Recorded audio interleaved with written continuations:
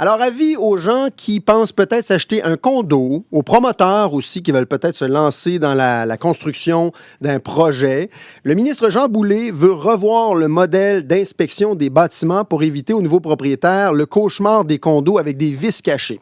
On a entendu beaucoup parler au cours des derniers mois, des dernières années, surtout qu'il y a une augmentation de l'offre aussi. Donc, le ministre vient d'en faire l'annonce lors d'un déjeuner-conférence à Montréal devant les acteurs de l'industrie de la construction. On va discuter de tout ça avec Maître Yves Jolicoeur, qui est président du regroupement des gestionnaires et des copropriétaires du Québec, qui a tenu part à l'annonce. Maître Jolicoeur, bonjour. Bonjour. Alors, d'abord, peut-être sur ce qui a été présenté, là. Ce qu'on comprend, c'est que le ministre souhaite qu'il y ait une inspection systématique des ouvrages neufs de 4 étages et moins.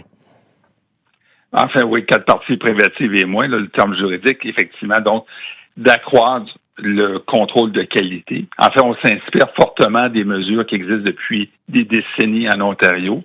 C'est-à-dire qu'avant de fermer des murs, on va regarder si cette construction a été faite de qualité et on va accroître le nombre d'inspections. Mais ça, dans un programme qui va s'échelonner sur plusieurs années. Là. C'est pas du jour au lendemain que tout ça va se faire, mais l'intention évidente, c'est d'assurer un meilleur contrôle de qualité dans les petits bâtiments en copropriété au Québec. Et pour faire ça, il va y avoir un organisme à but non lucratif qui sera nommé Garantie de construction résidentielle, le GCR, pour pouvoir réaliser ces inspections-là. C'était quoi le problème, Maître Jolicoeur? Depuis des années, on avait des plans de garantie de maisons neuves qui étaient sous le contrôle des associations d'entrepreneurs, de la PCHQ et compagnie. Et à l'époque de la ministre Thériault, on avait mis un haut-là à la chose en créant des conditions plus difficiles pour être un administrateur de plan de garantie, d'où est né GCR, qui est un organisme qui est composé, au point de vue du conseil d'administration, de consommateurs puis de gens de l'industrie. Donc, on a, en tant que tel, un organisme intègre, un organisme, mais qui n'avait pas, dans le fond, les pouvoirs suffisants pour assurer un contrôle de qualité. Donc, l'objectif qui nous est annoncé ce matin, sous l'égide du ministre Boulet, c'est de dire, on va avoir un meilleur contrôle. Est-ce que ça va être parfait? En tout cas, il va y avoir quelque chose qui va s'améliorer, mais ça règle pas le problème de fond. Au Québec, c'est qu'on a 2 catégories de consommateurs. Celui qui achète dans une tour d'habitation qui, lui, n'a aucune protection, et les consommateurs qui achètent dans des plus petits bâtiments, ce qui est totalement inacceptable. Voilà, c'est un peu la question que je voulais vous poser aussi. Qu'est-ce qui va se passer avec ces grandes tours à condos, là, les grandes constructions? De ce côté-là, il n'y a rien qui change. Il y a une intention peut-être ministérielle du ministre Boulet de déposer un projet de loi, mais vous savez, des ministres qui annoncent des projets de loi pour élargir le plan de garantie de Maisonneuve, c'est pas le premier. On va espérer que c'est le dernier. On va espérer qu'à l'Assemblée nationale, on a un projet de loi déposé rapidement pour faire en sorte que les grandes tours d'habitation, où là actuellement, on a des problèmes majeurs dans les grandes tours, qu'on ait un contrôle de qualité. Écoutez, on construit un bâtiment de 12 étages, et il n'y a aucune inspection. On a des bâtiments, on a un bâtiment à Montréal qui, en termes parasismiques, ne passait pas le cap, parce que c'est un tremblement de terre qui se serait effondré. On a des balcons qui décrochent dans des grandes tours. J'ai des dossiers actuellement à coût de cotisation spéciale de 100 000 $ par unité d'habitation. C'est des cauchemars. Tout ça parce que nos parlementaires à Québec n'ont pas eu le courage politique d'imposer un contrôle de qualité. Parce qu'à l'époque, vous savez, on me disait... C'est des ministres et des ministres que j'ai rencontrés. Oui, mais Maître Jolicoeur, ça va coûter trop cher, ça, si on met ce type de contrôle de qualité. Ça va coûter trop cher d'inspecter puis de s'assurer qu'on répond aux normes et qu'on respecte le règlement. C'était l'argument des ministres que vous avez rencontrés. Oui.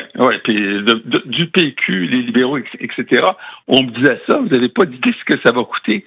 Bon, aujourd'hui, on a un parc d'immeubles en mauvais état qui dépasse, dans certains cas, la capacité économique des gens d'y faire face. On est en train de répliquer un modèle français où on est obligé d'acheter à terre des tours d'habitation. Moi, je trouve ça scandaleux. Pourtant, il y a 25 ans... Est-ce que ça se fait comme ça en Ontario, Maître Jolicoeur? Est-ce que c'est la même chose ailleurs au Canada? Non, pas du tout. Pas du tout. On est une société distincte, mais pas pour la bonne raison. Oui. Oui, mais là, à partir de ce moment-là, parce qu'il y a un autre aspect aussi, je trouve, qui est pertinent, c'est soulevé dans le Journal de Québec, cette difficulté des propriétaires d'avoir un recours contre le constructeur qui ne respecte pas le règlement. Parce que de ce qu'on comprend, c'est qu'il y en a plusieurs qui fonctionnent avec des compagnies à numéros, puis une fois que le projet est terminé, ben, l'entreprise disparaît, puis on n'a plus de recours. Est-ce qu'il y a quelque chose qui va se faire à ce niveau-là? Ben, dans les petits bâtiments qui sont assujettis au plan de garantie, GCR se porte caution des obligations de l'entrepreneur. En d'autres mots, si l'entrepreneur disparaît, c'est pas grave, parce qu'on a une caution, puis GCR a l'obligation légale de réparer le bâtiment. Mais dans les grandes tours, on l'a vu avec Trigon, Trigon a été bien médiatisé par Radio-Canada là-dessus. On a vu des entrepreneurs disparaître, créer des sociétés par projet, les fermer par la suite pour créer un état d'insolvabilité notoire et empêcher les consommateurs de faire valoir leurs droits. Là-dessus, il n'y a rien de fait.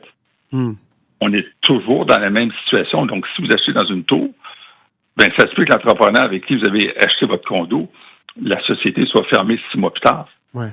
Et vos recours illusoires. Qu'est-ce que vous recommandez aux propriétaires puis aux gens qui pensent peut-être s'acheter un condo là, dans une tour ou dans un plus petit bâtiment? Qu'est-ce qu'on doit surveiller?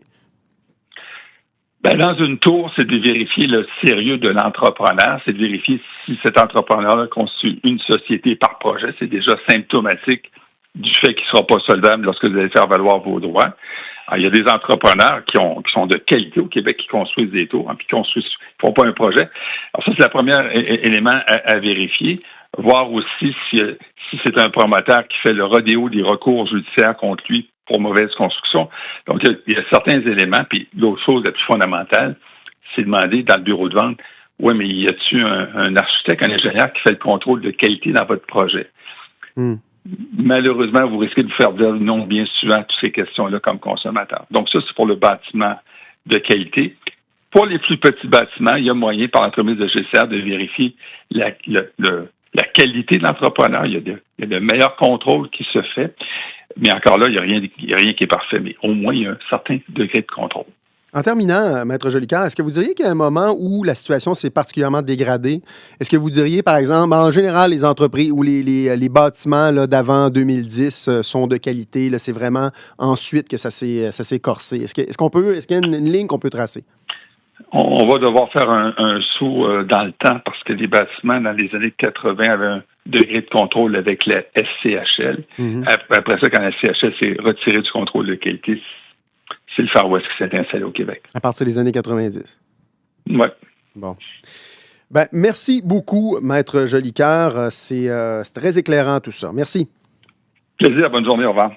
Maître Yves Jolicoeur, qui est président du regroupement des gestionnaires et des copropriétaires du Québec, qui a tenu part à l'annonce donc de Jean Boulet qui veut qu'il y ait une inspection systématique des bâtiments neufs de 4 étages et moins pour les copropriétés, donc les condos.